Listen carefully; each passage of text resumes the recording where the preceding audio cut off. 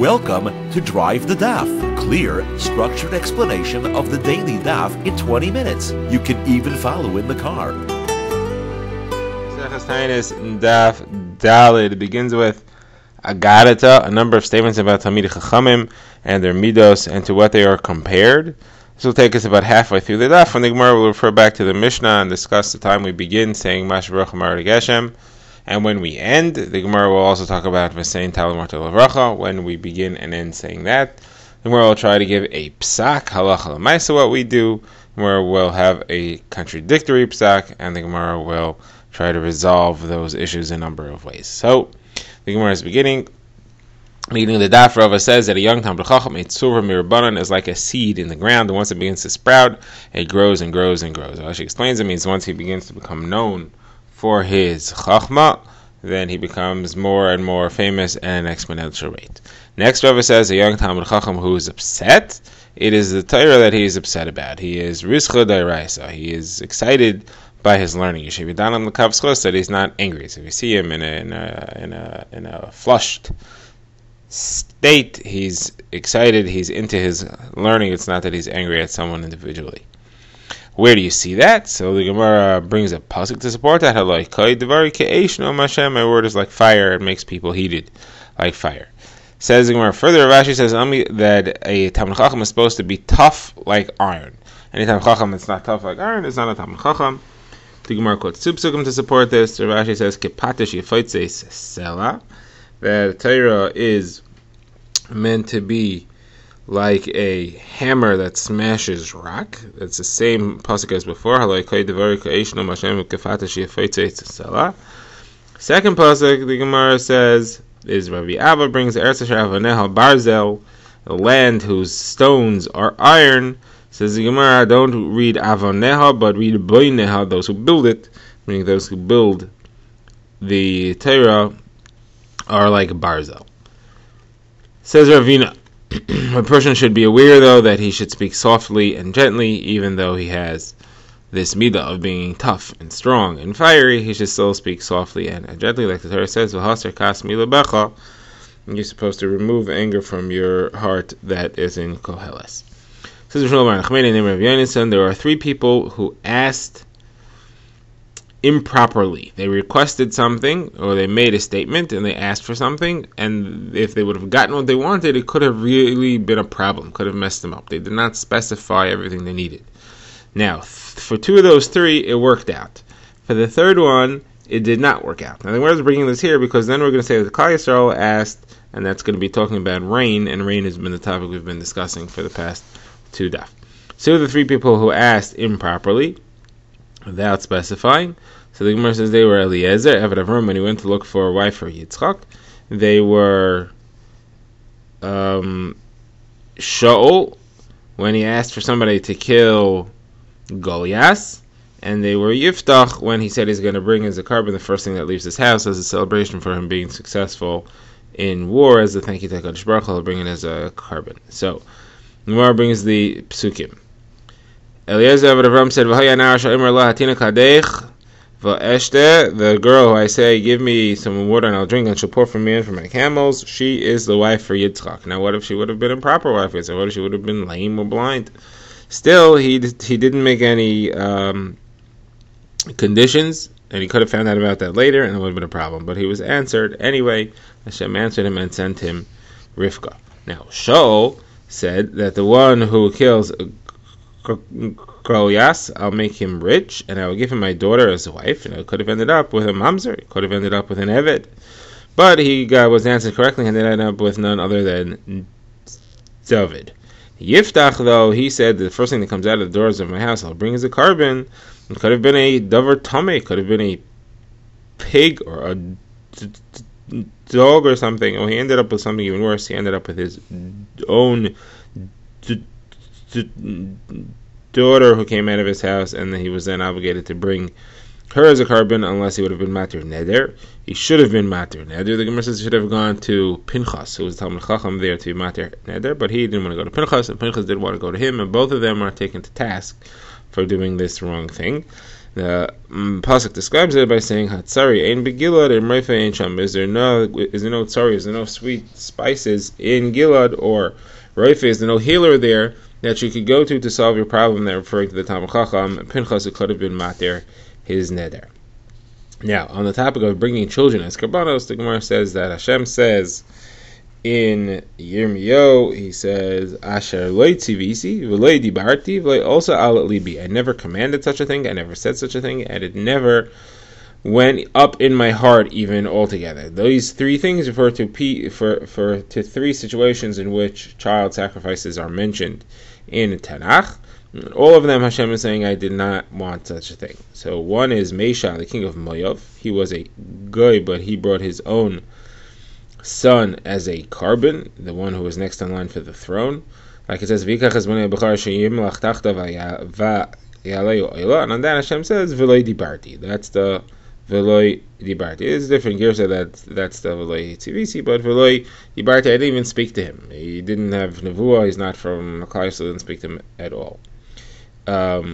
Yiftach is him, at least there's tzivisi, I did give him mitzvahs, but I did not command him to break his daughter into a carbon, certainly not, that's not what I asked for. And the last one is Yitzchak, ben Avram, Aketas Yitzchak. I did not intend ever for him to be shachted as a carbon, I intended him to be put on the Mizbeach, but I always intended to stop Avram Avinu before he actually did such a thing. It was loy also alibi, never thought that, I never had such an intent.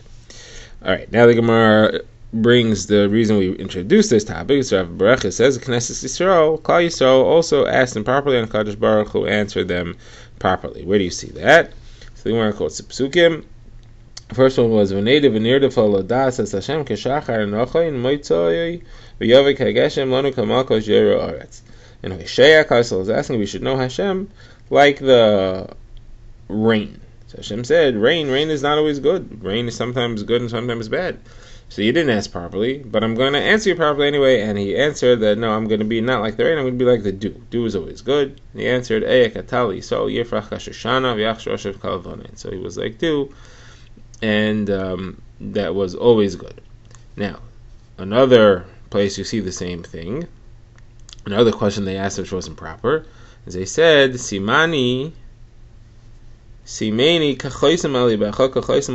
make me like a sign, a seal on your heart, or a sign on your arm.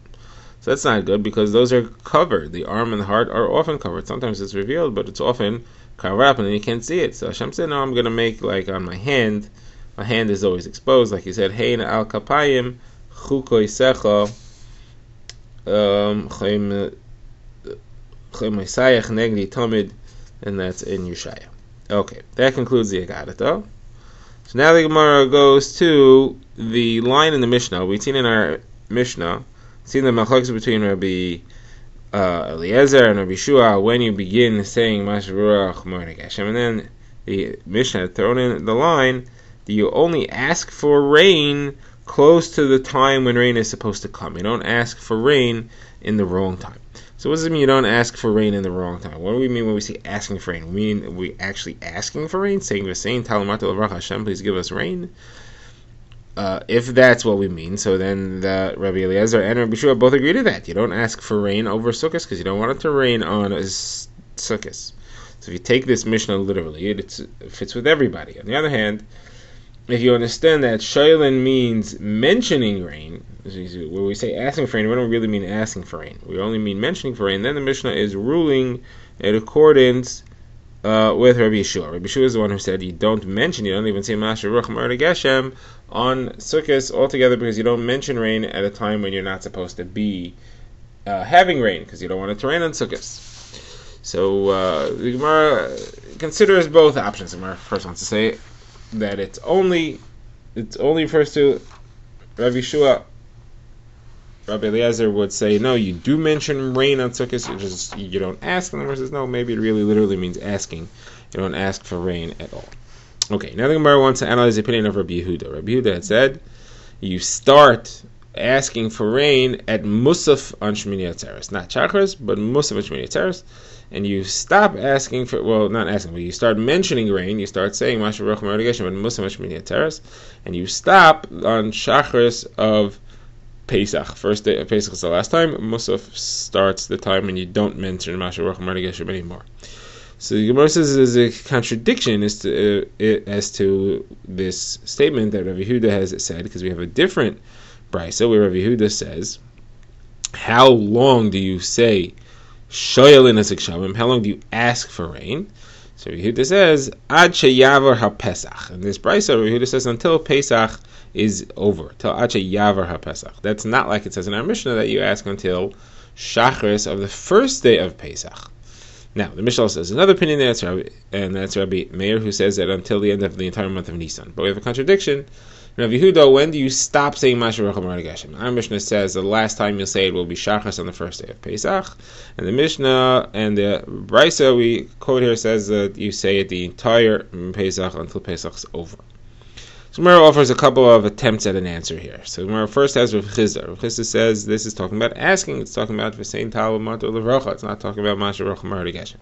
Masha Baruch Hu Geshem, which is what our Mishnah was talking about. You stop saying on the first day of Pesach.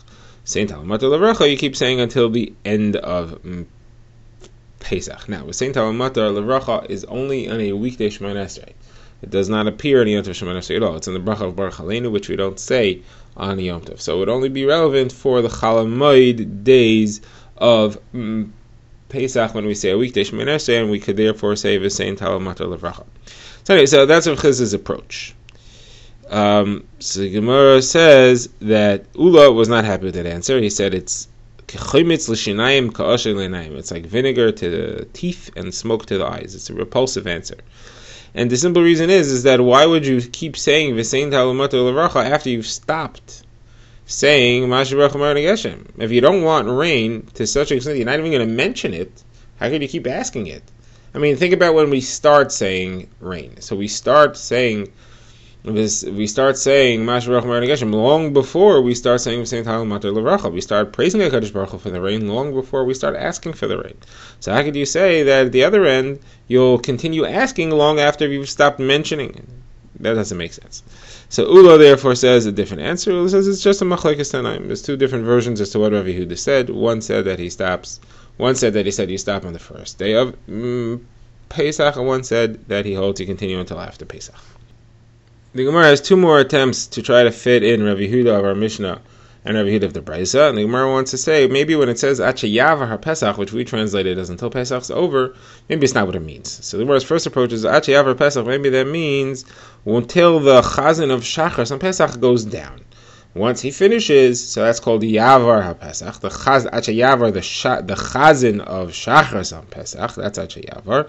When he finishes, that's when we'll stop saying Shoyal, and that's what the Brisa means. We'll stop asking for rain. He's the last one to do it, and then starting from Musaf, we won't do it anymore. So Gemara rejects this because there is no V'sein Tal Mato Levracha possible on the first day of Pesach altogether. So I couldn't say Ad Sheyavar, couldn't be referring to Shoyalin. Right? The Brisa said we ask for rain Ad Sheyavar Pesach. It doesn't make any sense if it's referring to the day of Pesach itself, the first day of Yom Tov, when that bracha doesn't exist.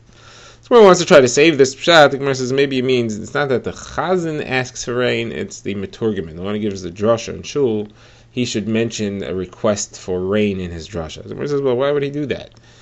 We're ending the rain now. We're ending the request for rain. We don't want rain anymore. Why would he say it in his drasha altogether? So the Gemara therefore rejects this. The Gemara says, Ula's pshat's better than that. I think there's another attempt. Maybe what it says, Ad Sheyavar Pesach, until Pesach's over, doesn't mean until the Yom Tov of Pesach's over. Maybe it means until the Korban Pesach is over.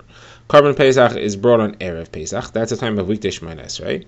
Until when the Korban Pesach's over, that's when saying V'sein Tal Matar Levracha is over. That's when we stop asking, and here asking makes sense because it's a weekday Shemoneh Esrei. That's when we stop asking for rain. So Mincha on Erev Pesach, we would not say V'sein Tal Matar Levracha anymore. Now, we would keep saying Masha Baruch Hu Geshem because that's what Rav Yehuda said in the Mishnah. He said you keep saying Masha Baruch Hu Geshem until Musaf on the first day of Pesach. So for one more day, you'll say Masha Baruch Hu Geshem, and that's not a problem because you mention Masha Baruch Hu Geshem longer than you ask for the rain on both ends. You start on Shmini Atzeres, which is before you start saying V'sein Tal Mato Levracha, much later, as we shall see later in the Daf, and you continue saying Masha Baruch Hu Geshem after you already stopped saying V'sein Tal Mata Levracha, asking for the rain, which is on Erev Pesach. So Gemara says that doesn't make sense either. I understand why when you start, you would start saying Masher Baruch Hu Marnik Geshem before you would start saying V'sein Tal Mata Levracha. That's because you want to praise the Kadosh Baruch Hu for the rain before you start asking for the rain. Anytime we ask for something, we first do ritzoi, and then we do asking. We gain favor. We first explain to ourselves that the source is from a Kadosh Baruch Hu, and we do ritzoi, and we then can start asking for it. But after, at the end, when we're stopping to say it, why would we continue saying the praise of Masher Baruch Hu Marnik Geshem after we've already stopped asking for the rain? There would be no point. You don't intend to start asking again right now. You're not doing that until 6 months later. So what would be the point in continuing to say Masher Baruch Hu Marnik Geshem after you've already stopped saying V'sein Tal Mata Levracha? So therefore, the Gemara says, better go with the first pshat, which was Ula. All right, now the Gemara wants to know, what is the halacha? What is the halacha concerning the question of when you start saying Masher Baruch Hu Marnik Geshem? We've seen 4 opinions: Rabbi Yeshua, Rabbi Eliezer, Rabbi Akiva, and Rabbi Yehuda ben Beseira. Actually, it was a 5th. It was Rabbi Yehuda himself. So the Gemara wants to say that Rabbi Asi quoted Rabbi Yechon and said the halacha is like Rabbi Yehuda. You start saying Masher Baruch Hu Marnik Geshem by Musaf of Shmini Atzeres. So the Gemara challenges this. Gemara says, Rav said that Ravasi, how could you say that Rav Yechon Paskin that way? We have a Mishnah that says that you only start asking for rain on the 3rd day of Cheshvan, and the Rabban Gamliel says in this Mishnah on the 7th day of Cheshvan, and Rav Elazar says the halacha is like Rabban Gamliel, and we know that Rav Yechanan holds that you start asking for rain the same time that you start mentioning rain. So Gemara says, how is this a kasha? I said this is what Rav Yechanan holds. Rabbi Elazar is the one who says the halacha is like Rabban Gamliel. It's different people. That's one approach. The other approach is we're not talking about. I was talking about asking for. I was talking about mentioning rain. You're talking about asking for rain. Not necessarily are they the same time. So Gemara says that can't be. Rav Yechanan says the time that you ask is the time that you mention. Gemara says no. He said that about stopping. You ask up until you mention. You stop asking and mentioning. You stop saying Masher Baruch Hu Marnik Geshem at the same time. When you start at different times. Gemara says that's not true either. Rav Yechanan says straight out that you start and stop both at the same time. Both at the beginning of saying rain, you say Masher Baruch Hu Marnik Geshem and V'sein Tal Mata Levracha both start at the same time and they end the same time. Now, this is a kasha for 2 reasons. It's a kasha, like we said, because you cannot differentiate between the two, which is what we wanted to answer before. Also, you can't pass like a Yehuda if you hold you start and stop. If you hold you start them both and end them both the same day, because Yehuda starts saying Masher Baruch Hu Marnik Geshem on a yontif, and on a yontif there is no V'sein Tal Mata Levracha, and he ends also on a yontif, so there is no V'sein Tal Mata Levracha. So you can't start and stop them at the same time. So Rav Yechanan has to be holding that it's a weekday. So Gemara says no, so it's not a kasha. There's 2 different halachos. One is the halacha for people in Eretz Yisrael, and one is the halacha for people in Chutz La'aretz. In Chutz La'aretz, there is still fruit and grain in the fields over Sukkot, and therefore, and a short time afterwards until Cheshvan, and therefore we do not want rain then because it's going to ruin those crops, and therefore we don't start saying until Cheshvan. However, in Eretz Yisrael, they could start saying right away at the end of Sukkot because they don't have crops in the fields. And Gemara says, what do you mean? They don't have crops in the field, but they have people coming home, people on the way home from being Ola Regal, and rain would be bad for them also. So you shouldn't say that. You shouldn't say, even though they don't have crops in the fields, a good reason not to say Masher Baruch Hu Marnik Geshem yet. So Gemara says, no, we said this in the time when the Beis HaMikdash was destroyed, there was no Aliyah Regal anymore. Gemara says, well, once you say that, you have a different answer. It's 2 halachos, both in Eretz Yisrael. One is the time when there was Aliyah Regal, and there was a Beis HaMikdash. Now we didn't start till Cheshvan because people had to get home. And the other halacha is for when it's after, when there's no Aliyah L'Regel anymore, because then you don't have to worry about people getting home. You could start already saying Masher Baruch Hu Marnik Geshem on Shemini Atzeres. So the Gemara wants to know, okay, once we're after the times of the Beis HaMikdash, what do we do when we have Sfeik Diyema, when we have 2 Shemini Atzeres days? You say, do you start saying Masher Baruch Hu Marnik Geshem on the first day Shemini Atzeres or on the second day Shemini Atzeres? You're supposed to say it on Shemini Atzeres, but you don't know which day is the right one. So the Gemara has a number of approaches how to handle this question. First, we have Rav. Rav says you can only say it on a Yom Tov. On a Yom Tov Shmoneh Esrei, which indicates that today is Yom Tov.